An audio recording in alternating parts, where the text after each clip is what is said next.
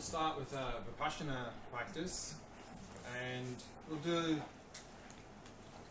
the practice yesterday we did was to look for the self, moving through those various different phenomena. We'll do another Vipassana practice again, looking for the self, but we'll have a slightly different approach to it today. So let's do that practice.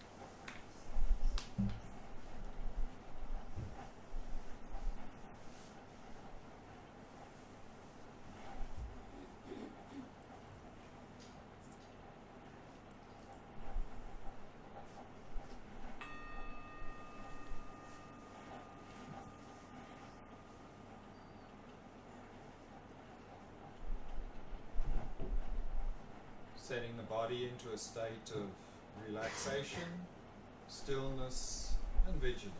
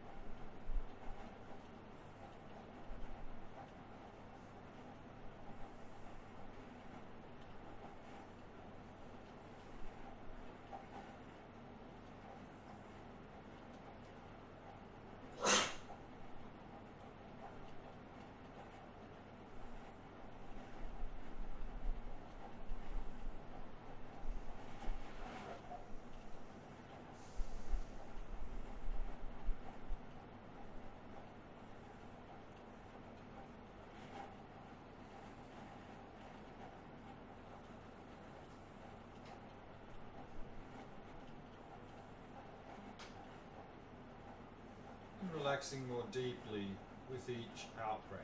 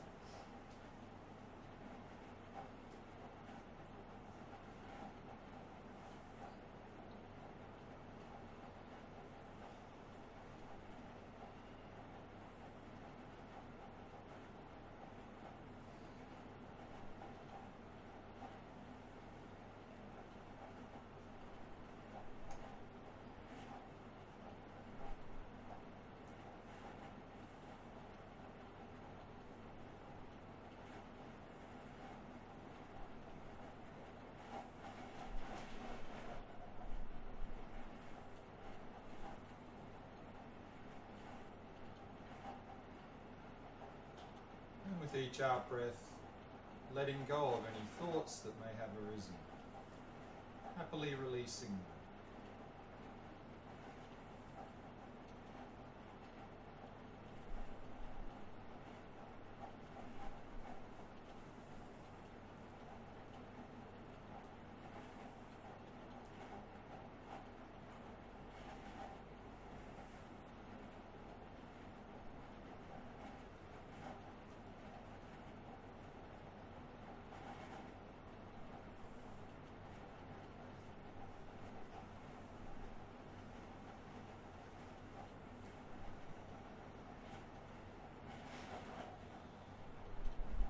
allowing the mind to come to rest in the present moment. Focusing on the sensations of the breath throughout the body.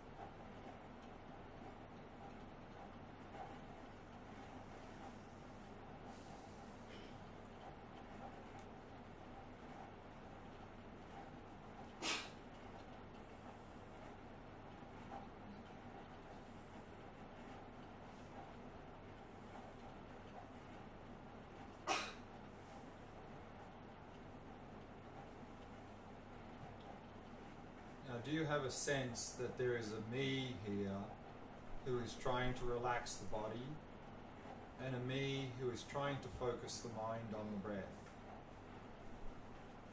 A me that seems to exist from its own side.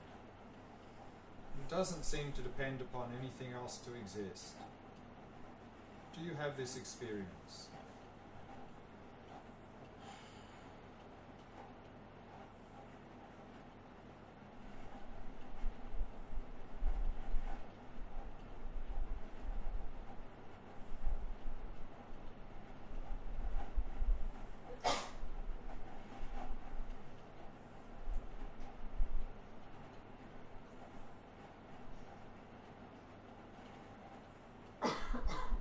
Where is this me that is trying to become the master or controller of this body and mind? Where is the me who is trying to relax the body? Is the body simply trying to relax itself?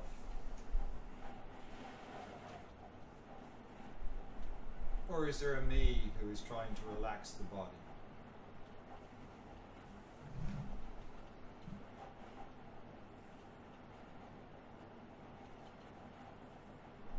If there seems to be a me who's relaxing the body, where is this me?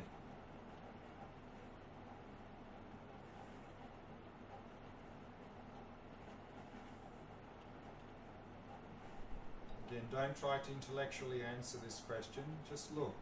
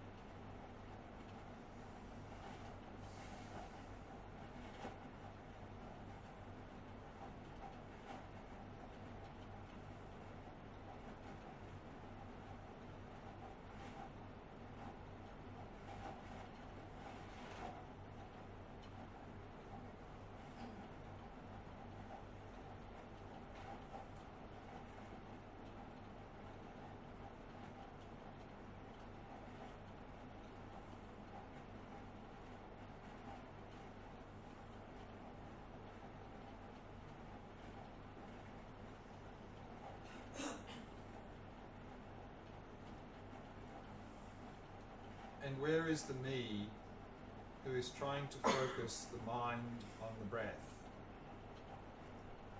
Is the mind simply trying to focus itself? Or is there a me who's trying to focus the mind on the breath?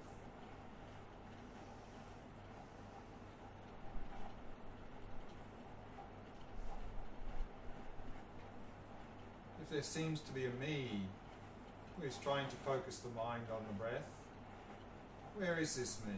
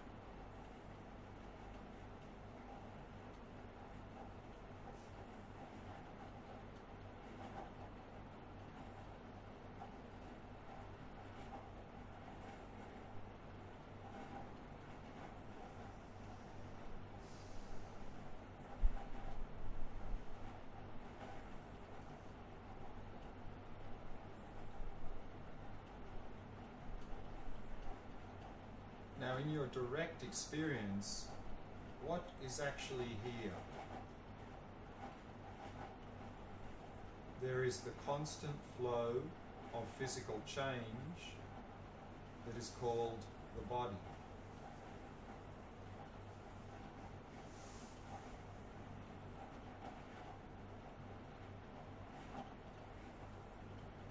And there is the constant flow of mental experience that is called the mind.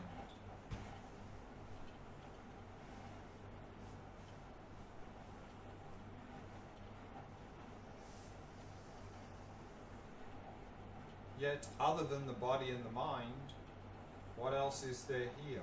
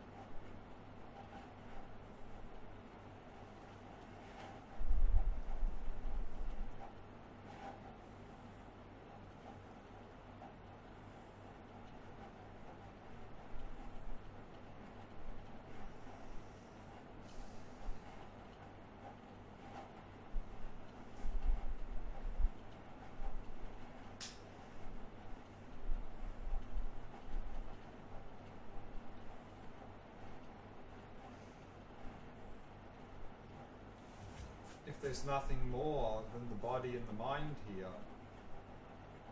then where is the me who is relaxing the body and focusing the mind?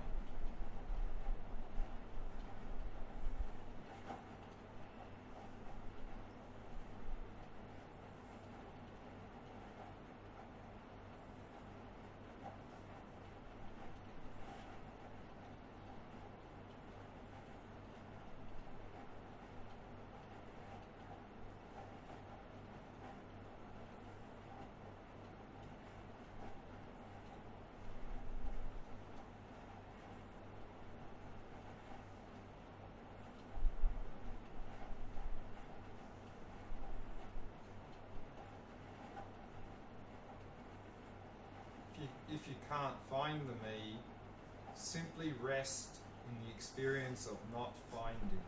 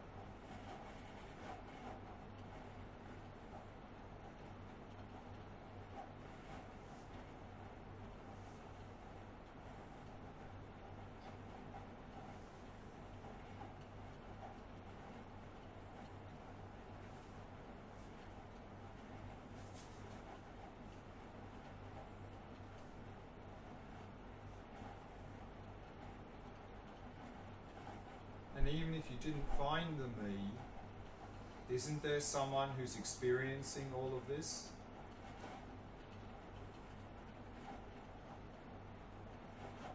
So there is a me. But how can this me exist if we don't seem to be able to find it?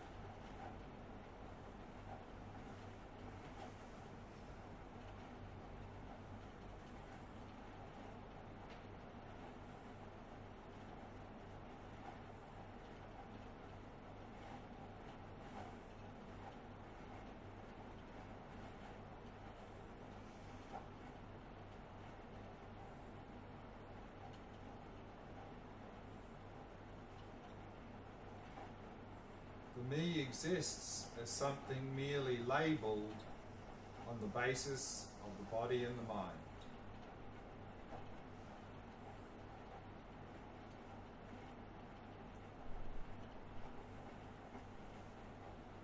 Not findable.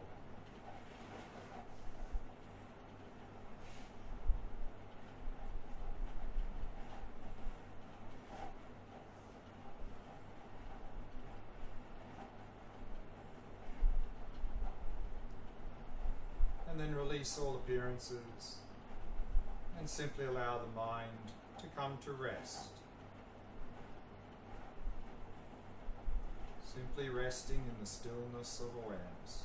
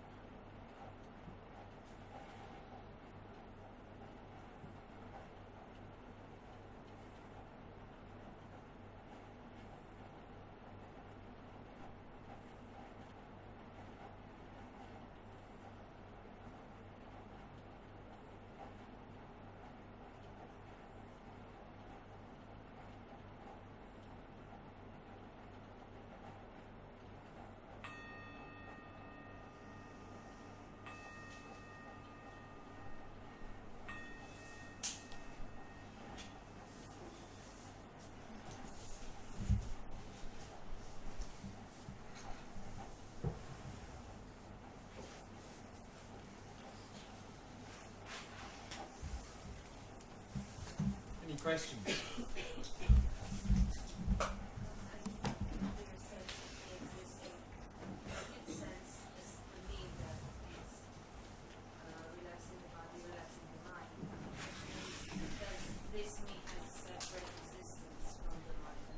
It does.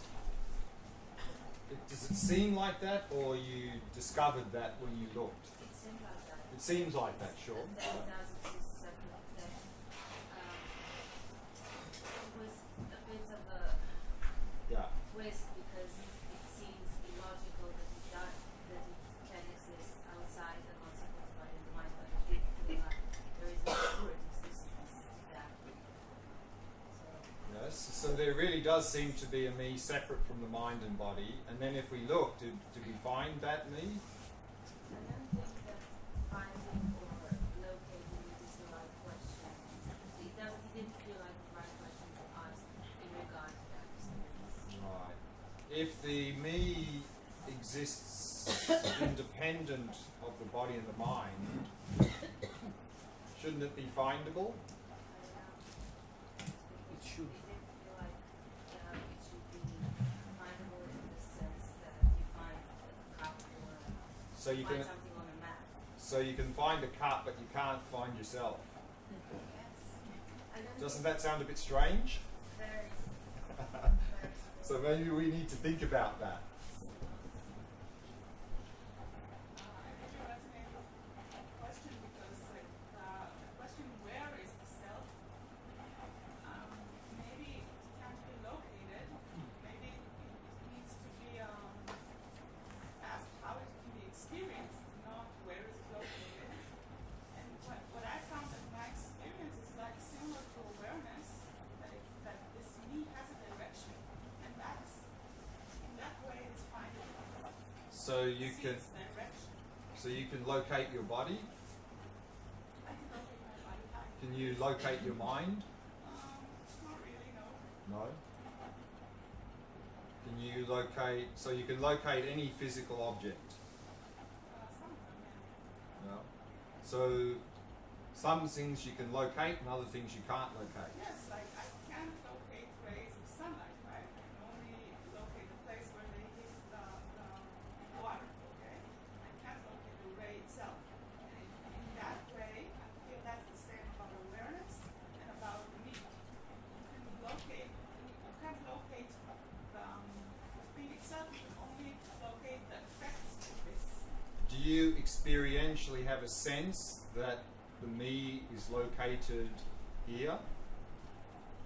Not intellectually, experientially. Well, at the beginning, yes, but then Not when we're thinking about it. Just instinctively, do you have a sense the me is somewhere? well, yeah, like around my body, No. some sort of, yeah. So what you're saying then is how you instinctively experience me is not the same as if you think about it or look for it. Yes, So there's some disconnect between how you instinctively feel you exist versus when you look how it exists. Okay. My question is regarding the last meditation we did in the morning, the awareness meditation. I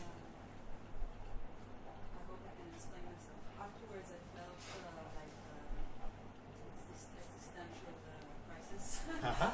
Felt some solipsism, I guess is the best word for it. Sure. When you asked if there's something outside of awareness, I couldn't find anything. Mm-hmm. And afterwards, when I went out, I could only experience the world through my eyes, and I could not seem to have to find anything outside of it. Okay. And I understand in a way the dependent arising idea, but I couldn't locate it when I did this research. Okay. To answer that question, I'll add a bit what I was going to talk in this session, so I'll do that now.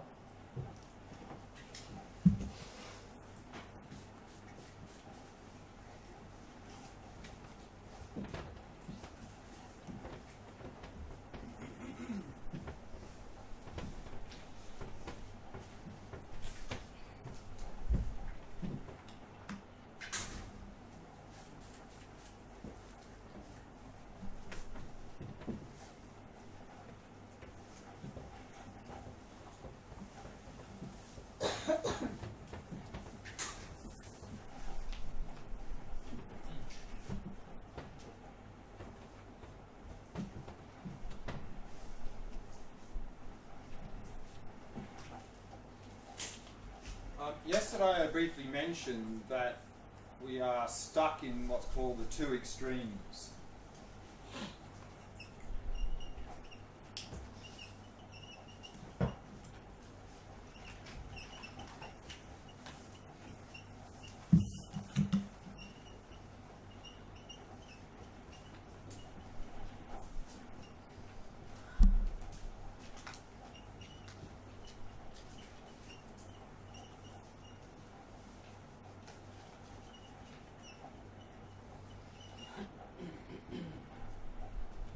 The two extremes are existence and non-existence. The extreme of existence is simply grasping onto everything existing independently. And that's sort of where we're stuck now. We grasp onto independent me, independent world.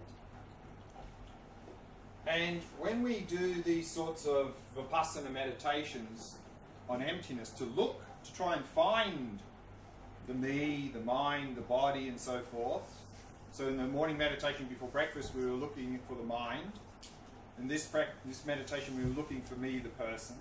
So when we do this practice, and we're looking, and we don't seem to be able to find it, we are undermining the fact that things exist independently. But for us, there's only two possibilities now. Either everything is independent, real, and functions, or it doesn't exist at all. Because the only thing we've experienced in terms of ourself, our mind, our body, the material world, is that everything seems to exist independently. We don't see any other possibility. If things exist, they must be like this. And so when we start to undermine this in a very methodical way in meditation, then we simply flip to the other extreme. Because if we don't find, it seems like, oh, it doesn't exist at all. So we end up in the extreme of non-existence.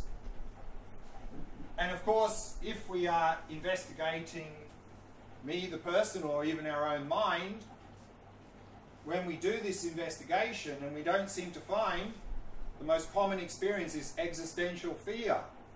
Because we're misinterpreting not finding to mean there's no me at all, there's no nothing. But remember, in the meditation, we're looking for the independent or findable me, or the mind.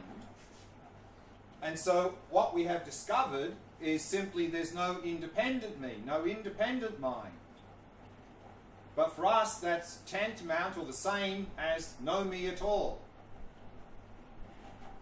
So to overcome the extreme of existence, the antidote, of course, is emptiness. That we do the vipassana practice of emptiness.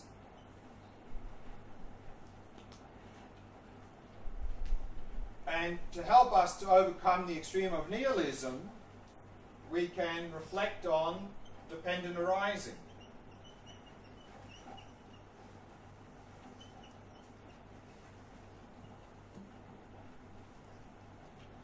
That there is a me. It's not findable, but there is a me. And that me exists depending on causes and conditions, parts, and labeling. And so if we reflect on this fact, that can help us avoid the extreme of non-existence. So the middle way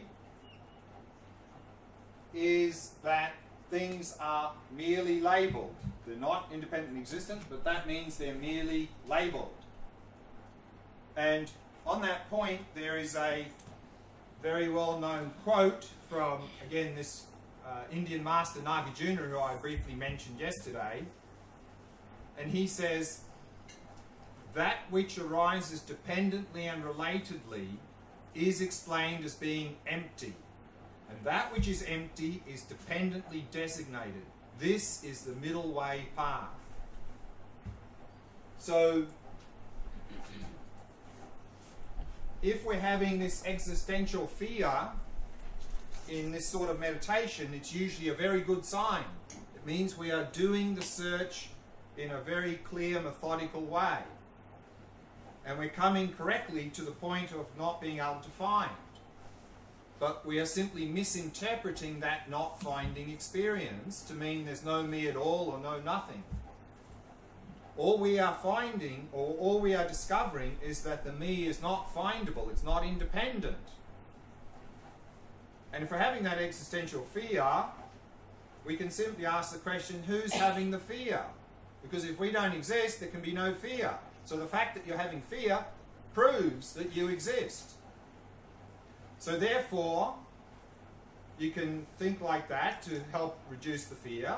But of course, the best thing to do is to reflect more on the idea of emptiness, to understand that emptiness means dependent arising.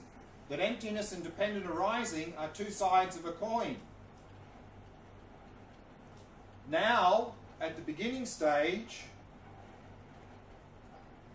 we think that functioning world and emptiness are contradictory. Either there is a real independent functioning world, or everything's empty and nothing really exists. So they seem to be contradictory. But if we reflect on that more and more and more, we'll come to see that the functioning world and emptiness are not contradictory. In fact, they're complementary. They're two sides of a coin. And if we can appreciate that, when we do this emptiness practice and we come to the point of not finding, then instead of fear, we'll have joy arising in our mind. Because we will realize the me that I've identified with my entire life, the me that's caused me so much mental afflictions and suffering, simply does not exist. It's actually, when we think about it, it's actually crazy that the root of all of our suffering is something which does not exist. It's only because we believe it exists that we suffer. So if we can let go of that, we can be liberated from mental afflictions and suffering. So if we really reflect on this point, that emptiness means functioning world means emptiness. For example, if this cup existed independently, if it exists from its own side as a cup, if it had a unique nature of being a cup from its own side, it means it couldn't change, it couldn't become anything else, it couldn't function. You couldn't create it, you couldn't destroy it. But because it does not have a unique nature of being a cup from its own side, it's empty of that, it means it can be created, it can be destroyed, it can function. You can drink water from it. So this is what we are to do to deepen our understanding of emptiness, is to really reflect on the point that emptiness means dependent arising. That because things appear and function, and I often sometimes hear people who say they've been Buddhist for quite some years, sometimes they're talking and sometimes I hear things like, oh, it doesn't matter because everything's empty. This is completely the wrong understanding of emptiness. This is nihilism. And this is not an easy point to appreciate, because in Nagarjuna's text, he talks about this idea of emptiness a lot. That's the main topic of this text. And there are many modern day philosophers, very intelligent, smart modern day philosophers, who look at Nagarjuna's work and say he's a nihilist. So even very intelligent philosophers can misunderstand this. So therefore, instead of thinking, oh, it doesn't matter because everything's empty, the correct understanding is, because things are empty, everything matters. That there are two sides of a coin. That functioning world means emptiness, emptiness means functioning world. This is what we're striving to come to understand. They're two sides of a coin. I have a question. So just finishing off that question then. I can in some level understand what you're saying, but it wasn't my experience. My experience was there is So what we're doing then is we are grasping onto that awareness as the one real thing. Because we want to hold on to something. So if we do meditation and we've let go of me, the body, the phenomena, and then we understand that all of this is arising in awareness, then we go, ah, awareness, that's the one real thing. And we hold on to that. And then of course we can end up in this situation thinking, my awareness is the only real thing. Everything else is just coming from that. So we need to then let go of that, and then maybe we'll have a different experience. Yeah, I don't know who was next. Down there. You mentioned, I think, I know this only one time you mentioned during the retreat, the interdependent. And for me, that was the instrument to understand this emptiness, is once you say things are empty of being fixed and separate and by themselves, but they are totally exist in the interdependent. Sure. Cup, once you take out of it the clay, the water, the work of the person, the thing behind, the thought behind Sure. it, then nothing is left. Sure. But the cup exists definitely because Sure. all of it was in it, and the whole world existed in Sure. it, and we are all connected. Absolutely. The emptiness is out of the separation. Yeah. But- Yeah. And this term of interdependentness. And I think this is a good way to start to approach emptiness, is from the flip side, from the dependency. And I think that's something, particularly in our modern world, we start to appreciate more and more, the fact of everything being interdependent. You know, when we even look at things like climate change and stuff, we can understand there are many factors. There's not some separate thing called climate change. It's just many, many different factors, interrelated factors. Yes, so I'm struggling with the last point, connecting things. So if I am dependent arising, so I'm Right. really labeled as I am, okay, and therefore I don't exist as independently, but I do exist as I have my fears, so I do exist. So when I'm trying to find myself in meditation, where exactly I am.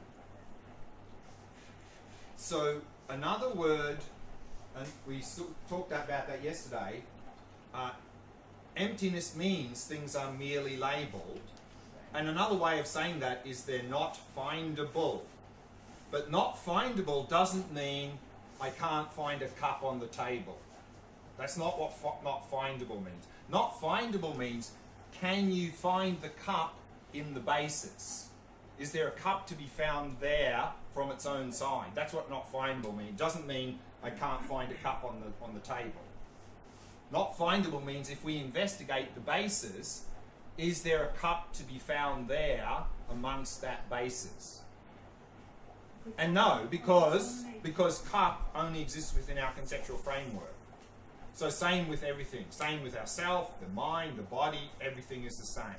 So everything is not findable in the basis because it exists within the conceptual framework. So we exist because of our conception, right? What you're saying. Well, that sounds a bit awkward. No. We're not saying that I only exist if I think, conceptualize me. We're talking about the level of existence. We're saying that things only exist within the conceptual framework. It's not like that if we're not thinking about the cup, suddenly it just disappears off the table. We're not saying that. We're just talking about the level of existence. Before my question, I want to share something. So, Sure. the meditation of be aware of awareness, this is very strong for me. And the minute and it's the same when you ask where is the me, it's the same experience like awareness of awareness, because I don't find anything, and there's a void. Mm-hmm. The minute I have a thought, there is me. So the me, okay. Yeah. And another thing is that in this awareness, there is only compassion and appreciation and thanks, maybe even sadness, I don't know why. Well, yeah. So my question is, why starting with all this philosophy and logic questions if we can, because this is how I started. So now I think I could earn this 15 years by starting with the experience. Exactly. Why starting with the Yeah. There are all the teachings? Yep, there are many approaches. Some work better for some people, other approaches work better for others. And if we can, from the very beginning, come into an experience directly without doing all of this, fantastic. The reality is, of course, is if we don't have a teacher, one, it's very difficult to get to that point, and two, it's very, very easy to misinterpret. I mean, the most common thing that happens when we get to that point is we have existential fear, because our normal sense of identity is completely vanished. And then people just get paralyzed, and then they think they're going crazy, and they say, oh, I'm not doing that anymore because I'm going crazy, or I'm not, so they have a lot of fear, and so they come to a grinding halt, and that's it. I mean, I've talked to many people who've either intentionally or unintentionally come to this experience long time ago without any study, and the most common thing that people tell me is they're paralyzed with fear, and they just stop everything. And then they're stuck there for years and don't do anything because they're... I mean, you need a teacher to experience, but why not teaching before all the theory and the logic things, study these experiences? Because following this trajectory, if you want to follow that trajectory in a good way, you need to have a very close relationship with a personal teacher, constant relationship, because they need to guide you very closely.